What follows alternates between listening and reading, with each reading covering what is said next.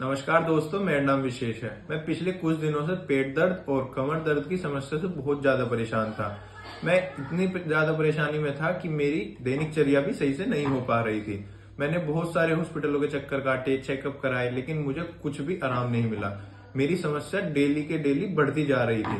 फिर मैंने एक दिन एसएम दवाखाने के बारे में सुना। मैंने उनके वैद्य से कॉल पर बात की और उन्हें अपनी सारी समस्याएं बताई।